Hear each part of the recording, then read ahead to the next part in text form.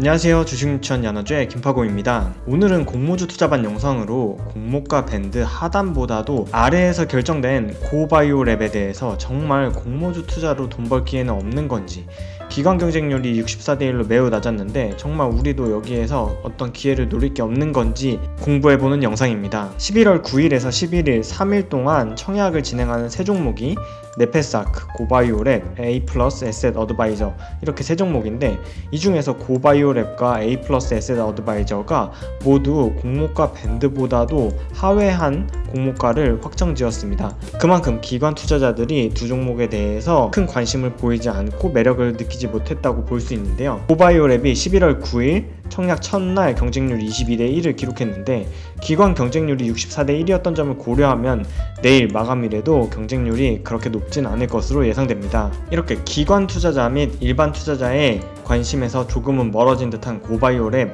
공모주 투자를 해서 정말 돈 벌 기회는 없는지 한번 따져보도록 하겠습니다. 먼저 본격적인 영상 시작에 앞서 부실채권 투자로 명성을 올린 세계적인 투자자 하워드 막스는 모두가 어떤 자산에 리스크가 있어 매입을 꺼려 한다면 결국 그 자산의 가격은 리스크가 전혀 없는 수준으로 떨어져서 오히려 모든 사람들이 리스크가 있다고 꺼려 할 때 그 자산에 매입해서 큰 수익을 올릴 수 있다는 투자 철학으로 유명한 분인데요. 공모주 투자에도 이런 하워드 막스의 투자 원칙을 적용해 볼 수 있지는 않을까 하는 게 오늘 영상의 핵심입니다. 오늘은 주의사항 먼저 말씀드리고 본격적으로 영상을 시작할 텐데, 늘 말씀드리지만 공모주의 상장 초기 주가를 맞추는 건 무당의 영역이고, 본 영상은 투자 판단에 대한 참고일 뿐 매수 추천이 절대 아닙니다. 모든 투자는 투자자 본인의 판단과 결정으로 결과 역시 투자자 본인의 책임임을 잊지 마시고, 누군가의 분석 영상 하나만 보고 투자 결정 내리지 마시고 직접 투자 설명서도 읽어보고 관련 자료도 찾아보시면서 공부하시기 바랍니다. 그럼 본격적으로 시작해 보도록 하겠습니다. 고바이오랩에 투자 기회가 있을지에 대해서는 딱 두 가지,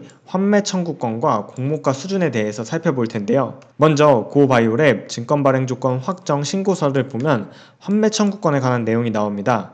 공모가가 15,000원인데 일반 청약자에게 배정되는 40만 주에 대해서는 환매 청구권이 13,500원으로 부여된다는 내용입니다. 여기서 환매 청구권이란 일반 청약자가 상장 후에 6개월 이내에 인수회사로부터 배정받은 공모 주식에 대해서 공모 가격의 90%로 공모를 주관한 회사인 인수회사에 내 주식을 사달라고 요청할 수 있는 권리입니다. 즉 공모가가 15,000원인데 환매 청구권이 13,500원이란 뜻은 상장 후에 주가가 13,500원 이하로 떨어져서 6개월 내에 회복을 못한다면 공모받은 물량을 주관한 회사에게 한 주당 13,500원을 사달라고 요청할 수 있다는 뜻입니다.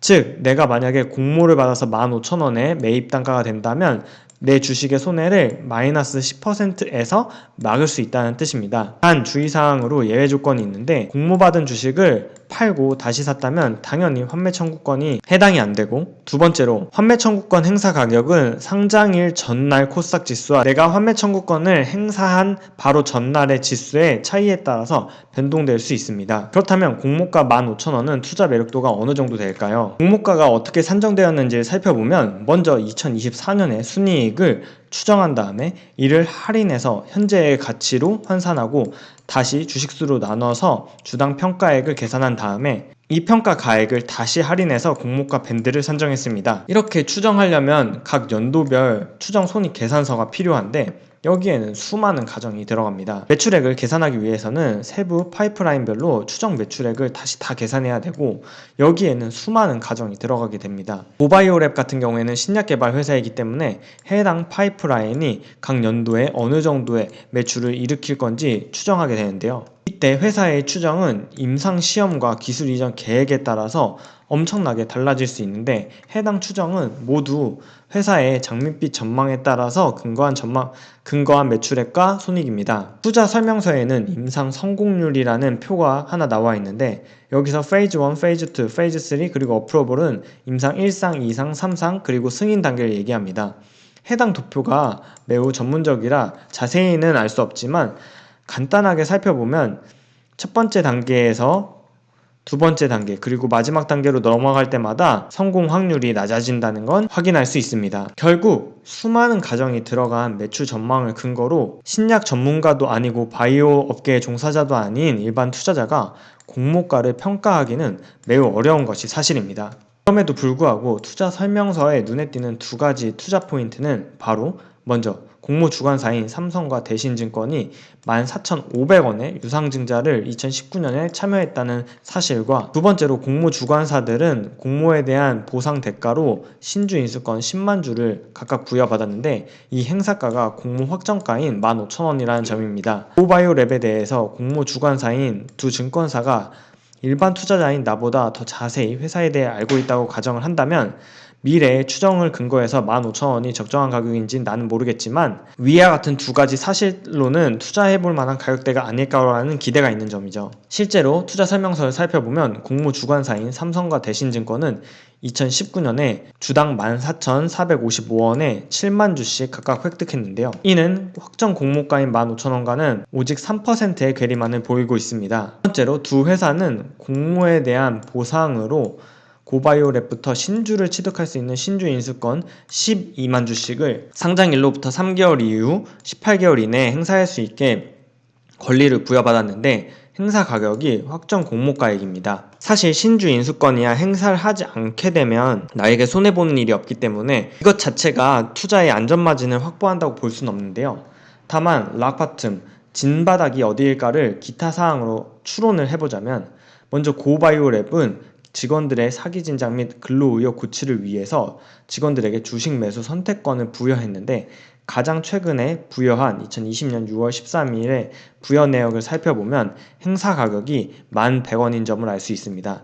즉 직원들도 1,100원에 행사를 할 수 있다는 점. 또한 두 번째로 회사는 전환 상환 우선주를 발행해 놨는데 그 전환 상환 우선주의 전환가액이 1,500원이라는 점입니다. 임직원에게 부여한 주식 매수 선택권, 재무 투자자에게 전환가액이 1,500원이라는 점이 제 생각에는 이 두 가지를 근거로 진바닥은 10,000원 초반이 되지 않을까 추론하고 있습니다. 오늘 영상의 결론입니다. 먼저 많은 사람들이 위험을 회피하려고 할 때 정작 그 투자는 리스크가 낮아질 수 있다는 하워드 박스의 투자 원칙에서 아이디어를 따와서 과연 고바이오랩이 정말 투자 매력도가 없는지 따져보았는데요. 먼저 환매 청구권은 내 투자의 손해 자체를 막아주지는 못한다는 점을 확인했고 다만 내 투자를 마이너스 10%로 투자의 손실을 막아줄 수 있다는 하방은 막혀있다는 점을 확인했고 두 번째 공모가 15,000원이 적정한지는 추정이 수없이 많이 들어가기 때문에 판단이 불가하지만 공모 증권사인 삼성증권과 대신증권의 유상증자 가격 그리고 임직원들에게 부여한 신주 인수권 행사 가격 전환 우선주의 전환 우선 가격에서 공모가의 매력도를 확인할 수 있었습니다. 그래서 청약을 할 거냐 말 거냐 물어보신다면 저는 내일 막판까지 이 경쟁률이 제일 중요한데요. 경쟁률을 확인해서 내가 청약을 넣었을 때 주가가 하한가를 가서 상장일날 마이너스 30%만큼 빠져도 그 손실에 내가 전혀 타격을 입지 않을 정도만큼만 청약에 들어가 볼 생각입니다. 즉 경쟁률이 예를 들어 100대 1이라면 내가 1000주만큼 청약을 넣게 되면 나에게 10주가 배정되는데 해당 공모가가 15,000원이기 때문에 10주를 배정받으면 15만원이 됩니다. 따라서 15만원이 하한가를 가더라도 45,000원이 손해이기 때문에 만약 내가 45,000원을 잃게 되더라도 내 일상생활에는 전혀 지장이 없다고 판단되면 이 정도만큼만 청약을 할 예정입니다. 방금 들어드린 예는 경쟁률도 아직 확정되지 않았고 투자자에 따라서 내가 견뎌낼 수 있는 손실 금액이 얼마인지에 따라서 달라질 수 있기 때문에 투자자 본인의 판단이 중요한 부분입니다. 영상 시작할 때도 말씀드렸지만 절대 저희 아너주가 정답이 아니고 시장을 맞추지도 못하기 때문에 모든 투자는 투자자 본인의 판단과 결정으로 공모주 청약 결정을 내리시기 바랍니다. 오늘 영상은 고바이오랩 투자를 통해서 과연 투자 수익을 올릴 수 있는 기회가 있을지에 대한 영상이었는데요. 오늘 영상이 도움이 되셨다면 구독, 좋아요, 알림 설정 부탁드려요. 그럼 다음 영상에서 만나요. 안녕.